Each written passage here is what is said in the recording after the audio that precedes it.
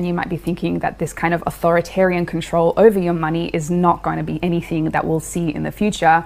Unfortunately, this is already implemented in the world. In China, the government is already able to program what its citizens can and cannot spend their money on. Over the last few years, they've limited millions of people's ability to buy things like train tickets, passports, and luxury goods. They're able to do this because of China's intense social credit system that links each person's identity and actions to their bank account, allowing the government to see and to control everything a citizen does with their money. And it seems like the West is paying attention. In nations like Sweden, South Africa, and Canada, trials of programmable central bank currencies are already underway. In fact, almost half of the world's nations are at some stage of implementing this kind of programmable money, meaning no matter where in the world you live, this technology is likely only a few years away. Okay, so how does programmable money tie in with the personal carbon limit? Well, it all comes down to whether or not you've gone over your monthly usage, and if you have, there are two possible case scenarios for that. The most openly talked about penalty for a person going over their individual carbon limit is that they'd simply get charged for doing so, just the same as what happens to large companies today. Taken too many car trips this month, or bought a little bit too much meat? In that case, you'd simply get a bill at the end of each month from your government, so you can pay the price of being a naughty citizen. As your entire carbon usage would be tracked by a government Cbdc, there would be no way to hide how much carbon you've used. And since they now also hold the keys to your money, they won't even need to send you a bill for your excess usage. Potentially, they'll just automatically pull your fine from your bank account.